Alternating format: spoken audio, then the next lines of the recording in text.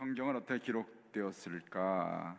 오늘 교재 28면 성경은 어떻게 기록되었는가 펴시면 제가 30분 정도에 함께 공부를 하려고 합니다. 자, 거의 네 가지 그림이 28면에 나와 있지요. 네 가지 그림이 나왔는데, 일단 성경 저자는 몇 명일까? 40여 명. 어느 땅에서 기록됐을까? 아시아, 아프리카, 유럽, 이렇게 아메리카 기록된. 그 다음에 어떤 말로 기록됐고, 그 다음에 몇 년에 걸쳐서 기록됐을까?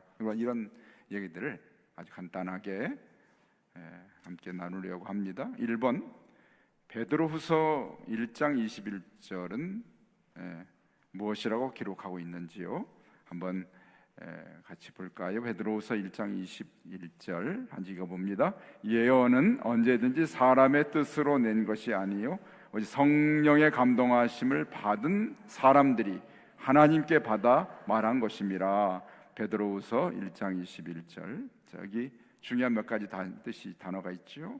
예언, 하나님 말씀은 사람이 기록했을 때 어떤 사람? 성령의 감동하심을 받은 사람들이 누구에게? 하나님께 받아 말한 것이다. 그러니까 사람의 말을 한 것인데, 그것은 그냥 사람이 아니라 성령의 감동하심을 받은 사람들이 누구에게 받아서? 하나님께 받아서 기록한 것이다. 이것이 중요한 것이죠. 그래서 사람의 뜻으로 된 것이 아니고, 사람이 뜻으로 기록한 것이 아니고 하나님 성령의 감동을 받은 사람들이 하나님께 받아 말한 것이 바로 예언이다, 이렇게 말씀했죠. 그래서 2번 방금 읽은 성구를 통해 다음의 설명이 진실인지 거짓인지 말해 봅시다. 예언은 예언자들 사이 자신에 의해 만들어진 것이 거짓이죠. 예언은 가브리엘 천사에 의해 전해진 것이다? 아니죠. 천사가 전한 것도 아니고 자신이 말한 것도 아니고, 예언은 사람들을 통해 하나님으로부터 온 것이다. 동그라미, 그렇죠? 예언자들은 성령의 감동을 입은 사람들이다. 역시 동그라미 맞습니다. 그래서 이것을 말씀하죠. 3번 예언자들은 자신들이 하나님 말씀을 말했다고 주장을 합니다. 그래서 이 말을 할 때 자신이 말을 하지만 자신이 하는 말이 아니라 이렇게 요엘서 1장 1절에 보니까 읽어볼까요? 부두엘의 아들 요엘에게 임한 여호와의 말씀이니라. 그렇죠? 사람에게 임한 여호와의 말씀입니다. 학개서 1장, 학개는 뭐라 그래요? 여호와의 말씀이 선지자 학개로 말미암아. 이처럼 사람이 말하고 사람이 썼지만, 그러나 자신이 말한 것이 아니라 누구에게? 하나님 말씀이 하나님께로부터 임하여 기록하고 말한 것이다.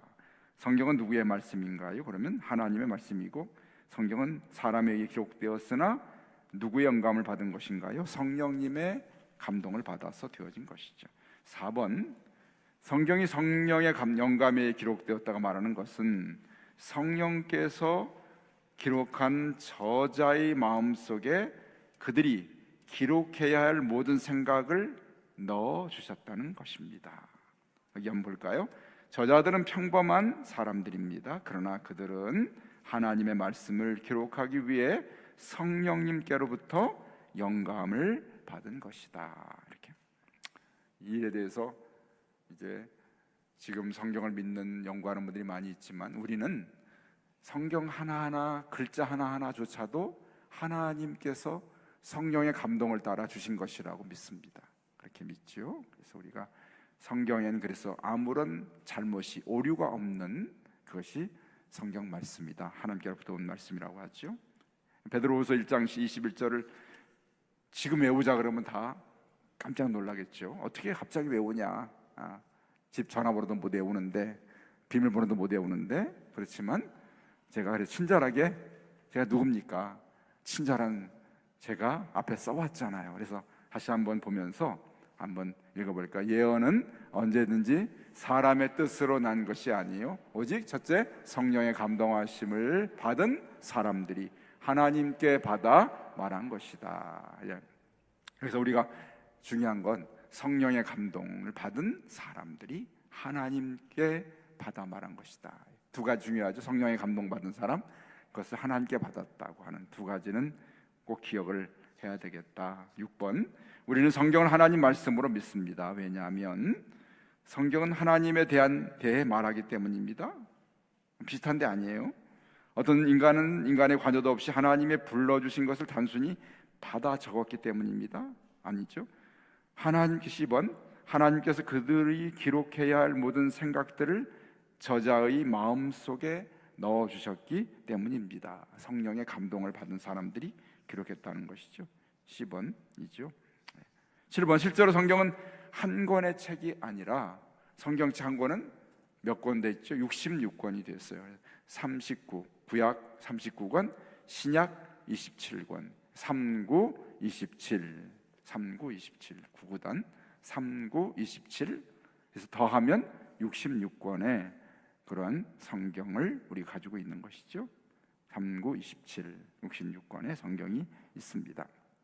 그런데 7번, 각각 이 글을 쓴 사람이 다른 사람들이에요. 다른 저자들에 의해 기록되었고 이 글을 쓴 저자만 모두 약 40여 명이 됩니다. 그 가운데는 다윗과 솔로몬 같은 왕도 있고 평범한 사람도 있고, 베드로는 어부고 아모스는 목자고 마태는 세리고 누가는 의사고, 바울은 이렇게 바리새인 출신의 그런 사도고, 여러 부류의 사람들이 그 시대에 성령의 감동을 따라서 성경을 기록하게 되었죠. 우리 다음에 이제 창세기부터 배울 때 그 각각의 책들을 누가 썼는지는 제가 또 소개를 해드리려고 합니다. 그럼 이들은 이 글을 쓰기 위해서 특별한 교육을 받았느냐? 아닙니다.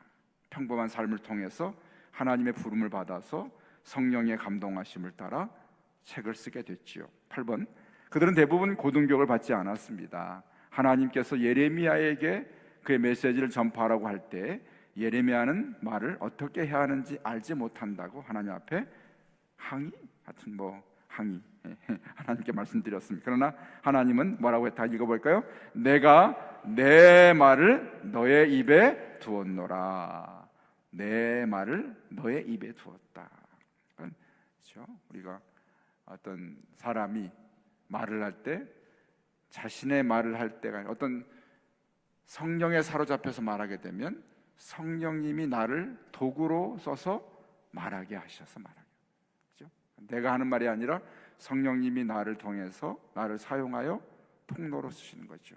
그래서 우리가 사도행전에서 지금 방언을 말할 때 그 사람들이 그 나라 말을 배우지도 않고 그 나라에 가본 적도 없는 사람이지만 그 나라 말을 할 수 있었던 것은 성령의 말하게 하심을 따라 말하게 된 것이죠. 예레미야도 마찬가지로 중요한 예언을 할 때 하나님 말씀이 그의 입에 두어둠으로 하나님이 그의 입을 통해서 말씀하시는 거죠.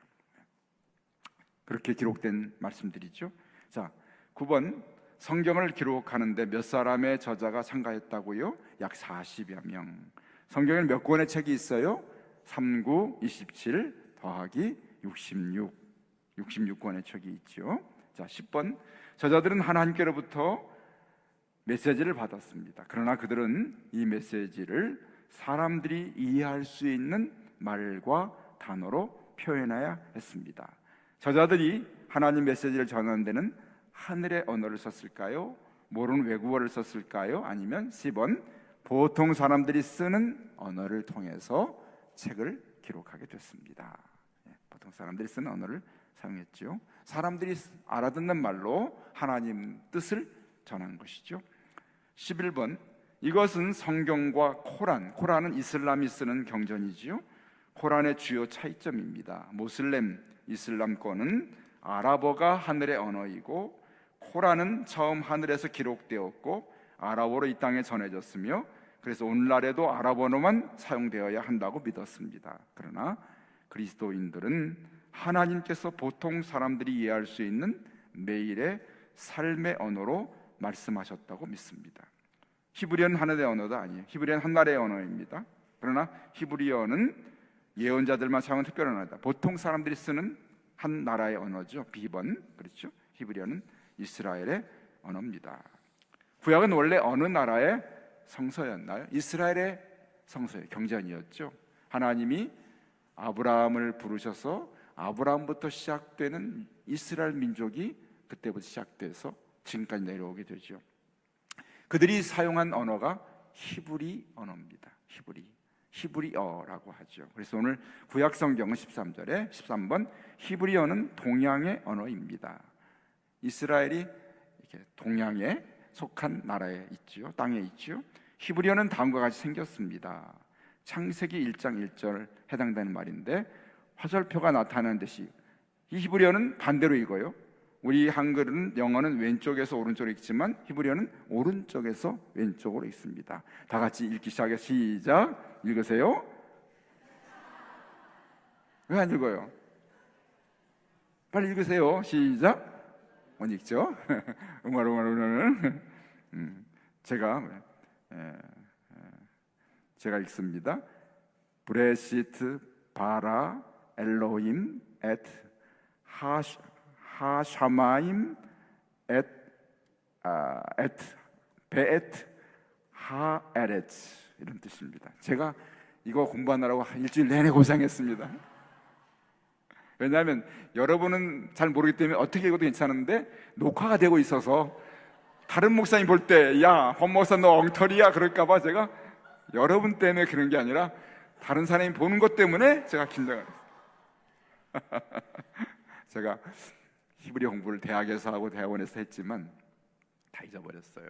그래서 제가 헬라어는 아주 잘 하는데 히브리어는 조금 읽을 정도 좀 언어고 원래는 이 위아래 붙어 있는 이런 점점들이 없습니다. 그것은 후대에 점을 붙여서 읽게 했지만 원래 말에는 이 모음만 이렇게 뭉툭하게 써 있는 모음이고 자음이고 그 다음에 붙어 있는 모음인데 여기에 그래서 점들이 찍혀 있잖아요, 그렇죠? 그래서 이 사람들은 파리가 앉았다가 똥을 싸면은 점이 찍히게 돼서 글자가 바뀌어집니다. 그래서 파리가 못 앉게 조심해야 되겠죠. 그래서 아주 파리만 앉아도 안 돼, 뜻이 달라지는 그런 언어가 히브리어예요. 그래서 사실은 이제 우리가 성경을 연구하지만 한국 사람들이 성경을 연구하기 어려운 것은 아무리 공부를 잘해도 원래 이 원어를 가지고 공부를 해야 되기 때문에 히브리어를 아주 잘하긴 어렵습니다. 그리고 또 중세에는 많은 글들이 라틴어로 기록이 되어 있어요. 근데 서양 사람들은 어렸을 때부터 라틴어를 가르칩니다. 그 당시에 8살 돼도 라틴어를 배우고, 그런데 우리가 커서 라틴어를 배워가지고 원서를 공부한다는 것이 얼마나 어려운지 몰라요. 저도 라틴어를 배우긴 했지만 잘 몰라요. 그래서 오랫동안 그것을 공부해서 익숙하게 글을 많이 읽어야 되는데 마찬가지입니다. 그래서 이런 히브리어를 전문으로 공부한, 그리고 그런 환경 속에 자란 사람들이 성경을 연구해서 우리에게 그 뜻을 전해주고 그들이 연구한 결과를 우리가 가지고 성경을 또한 더 깊이 공부하게 되는 것이죠. 이렇게 히브리어는 바로 구약 성경은 이 히브리어로 기록이 되어 있습니다. 그래서 있고요. 그래서 구약 성경이죠. 14번 당신은 이 과정을 공부하면서 구약에 대해 배우는 즐거움을 누리게 될 것입니다. 구약은 특별히 동양 사람들을 위한 동양의 언어로 기록되었습니다. 이런 사실을 기억하고 아래 어느 나라 사람들이 구약의 배경과 문화를 더 쉽게 이해할 수 있겠나요? 보면 영국 사람, 서양 사람이죠. B번 시리아, 동양, 미국 사람, 서양 사람이죠. 그다음에 파키스탄, 동양, 인도. 아마 시리아, 파키스탄, 인도 이런 분들은 그 언어 체계가 그쪽 비슷한 근동 지방에 있는 사람들이기 때문에 좀 더 쉽게 다가갈 수 있는 언어라 그 말입니다. 15번 예수님은 유대인으로 태어나 히브리 말을 배웠습니다. 그러나 당시에 또 다른 언어가 전 세계적으로 더 많이 알려졌는데 당시의 세계 문화를, 예수님 당시의 세계 문화를 지배했던 것은 헬라 문화였습니다. 그리스 헬라 문화가 지배를 했고요. 정치적으로는 로마가 지배했지만 그러나 그 로마에 속해 있는 입혀진 문화는 헬라 문화였기 때문에 로마의 지배를 따라서 헬라 문화가 많이 퍼져 있었죠. 그래서 예수님 사셨던 그런 당시에도 그들이 썼던 히브리 말과 유사한 아람어라는 걸 썼는데, 그러나 문화는 동시에 헬라 문화가 퍼졌기 때문에 헬라어도 공용어로, 지금 영어를 세계적으로 쓰는 것처럼 헬라 말이 공용어로 쓰였습니다. 그래서 바로 오늘날 국제 공용어가 영어인 것과 같이 예수님 당시에는 헬라어가 국제 공용어였습니다. 세계적으로 의사소통을 하려면 헬라 말을 해야만 했습니다. 예수님이 전한 메시지는 유대인만을 위한 것이 아니기 때문에 전 세계를 위한 것이기 때문에 신약 성경은 헬라어로 기록이 됐죠. 따라서 예수님이 당시에 예수님의 메시지를 기록하기에 더 적합한 언어는 히브리어와 헬라어 중 어떤 것이었을까요? 헬라어였습니다. 16절 이러한 이유로 예수님의 메시지를 담고 있는 신약은 헬라어로 기록되었습니다. 국제어로 기록되어서 어디서나 빠르고 쉽게 이해할 수 있었습니다. 헬라어는 아래와 같이 영어와 같이 왼쪽에서 오른쪽으로 읽습니다. 요한복음 1장 1절 해당되는, 이건 쉽게 읽을 수 있어요. 엔 아르케 엔 호 로고스 카이 호 로고스 엔 프로스톤 데온 카이 데오스 엔 호 로고스. 이건 제가 헬라어 전공이기 때문에 잘 압니다. 뜻도 잘 알고 있고. 그래서 이렇게 하는 것은 영어와 좀 비슷한데, 이 헬라어에서 영어나 라틴어나 독일어나 이런 서양 계통의 언어들이 여기서 근거가 돼서 시작이 됐죠. 그래서 구약은 동양의 언어 히브리 말로, 신약은 서양의 언어인 헬라 말로 기록되게 하신 하나님의 지혜가 뜻이 있는데, 뭐냐면 우리는 무엇을 배울 수 있나요?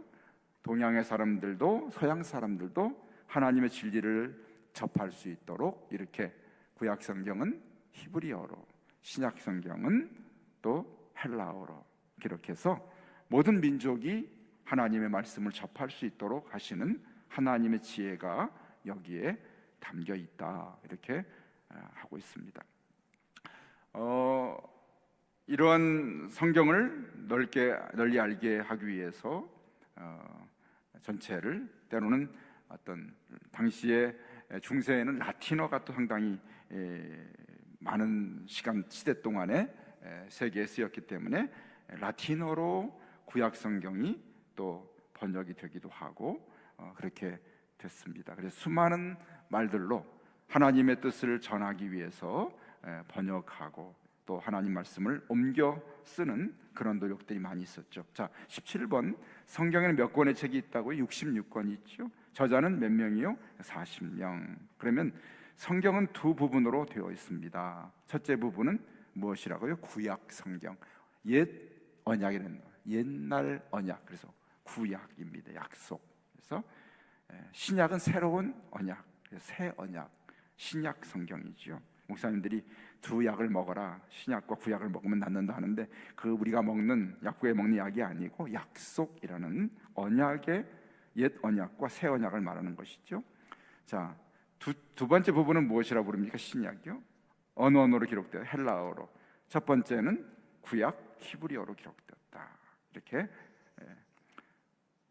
그리스도의 메시지를 전파하는데 왜 이 언어가 적합하다고 생각했습니까? 많은 사람들이 헬라어를 이해하고 있었기 때문에 헬라어를 사용해서 기록하게 되었던 것이죠. 19번, 성경이 기록될 당시에는 인쇄기가 없었습니다. 그래서 우리가 1500년대 종교개혁이 일어날 즈음에, 그때까지만 해도 책이 있잖아, 인쇄술이 발달하지 못했기 때문에 이렇게 우리처럼 책을 손에 넣지 못했습니다. 그래서 많은 사람들이 글을 읽거나 또는 책을 접하는 것이 어려웠죠. 그런데 15세기, 16세기 즈음에 인쇄술이 발달하면서, 그리고 종교개혁이 일어나면서 성경을 인쇄해서 많은 사람들이 볼 수 있고 읽을 수 있도록 되는 그 일이 불과 500~600년밖에 되지 않은 그런 겁니다. 그래서 우리가 성경을 손에 이렇게 읽고 있다는 것이 얼마나 큰 축복인지를 알 수가 있죠. 그래서 각 책은 손으로 베껴 써서 성경을 손으로 옮겨 쓰는 일이 성경을 전할 수 있는 유일한 방법이었습니다. 인쇄술이 없었기 때문에. 그래서 구약은 옆에 이와 같이 가죽으로 된 긴 두루마리에 기록되어 있었습니다. 가죽으로 된 두루마리, 이렇게 둘둘 말아서, 가죽을 말아서 거기에 성경을 기록하는. 그래서 성경은, 구약 성경은 전부 두루마리에 기록된 채로 우리에게 전해졌죠. 두루마리를 읽는 사람은 자신이 읽어야 할 부분을 찾을 때까지 두루마리를 풀어가야 했습니다. 예수님께서도 설교를 부탁받았을 때 이렇게 하셨습니다. 누가복음 4장 17절 18절 읽어볼까요? 선지자 이사야의 글을 드리거늘 책을 펴서 이렇게 기록된 데를 찾으시니 곧 주의 성령이 내게 임하셨으니 이는 가난한 자에게 복음을 전하게 하시려고 내게 기름을 부으시고 나를 보내사 포로된 자에게 자유를, 눈먼 자에게 다시 보게 함을 전파하며 눌린 자를 자유롭게 하고. 구약을 무엇에다 기록했다고요? 두루마리, 가죽으로 된 양의 또는 양가죽의 양피지라고 하죠. 양의 가죽을 말려서 거기에 기록하기도 하고. 예수님이 회당에 가셨을 때 사람들이 이사야에 쓰여 있는 두루마리를 드리면서 펴가지고, 두루마리를 둘둘 펴가지고 주께 드렸던 주님이 이 부분을 펴셔서 읽고 이 부분에 대한 가르침을 주셨다는 겁니다. 두루마리를 펴서 예수님께서도. 그렇죠? 그 두루마리 성경이 구약 성경이 기록된 두루마리 성경이었습니다.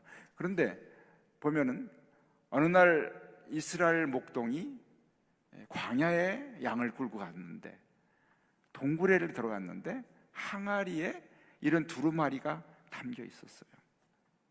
이게 뭔지 모르니까 그냥 막 그것을 발견하고도 하나를 가져갔는데, 정확히 제가 기억 못합니다. 나중에 그 이야기 읽고 사람들이 가서 보니까 거기 항아리 안에 구약 성경이 두루마리 성경으로 가득하게 채워져 있다는 거예요. 깜짝 놀라요. 그걸 가져다가 구약 성경을 다시, 물론 수많은 사람들이 베껴 썼기 때문에 그동안에 성경을 베껴 쓴 그러한 이야기들이, 그 성경을 베껴 쓴 사본들이 많이 전해졌지만 정말 오래된, 아주 오래된 그 성경을 그 동굴에서 발견하게 됩니다. 그 성경들을 맞춰보면 거의 동일하게 된 것은 유대인 이스라엘 랍비들이 성경을 정확하게 옮겨 쓰는 일에 매우 크게 온 힘을 다해서 그 두루마리를 똑같이 옮겨 쓰는 일을 했기 때문에 구약 성경이 그대로 틀리지 않고 우리에게 전해줄 수 있게 된 것이죠. 20번이 그런 얘기를 하고 있습니다. 20번 읽어볼까요? 유대인들의 서기관들, 성경을 기록한 걸 직업으로 하는 분들이죠. 두루마리의 말씀을 옮겨 적을 때 대단히 주의를 기울였습니다. 기록의 오류를 범하지 않으려고 모든 단어의 개수와 알파벳의 개수, 중간에 있는 단어와 알파벳의 개수를 하나하나 확인했다.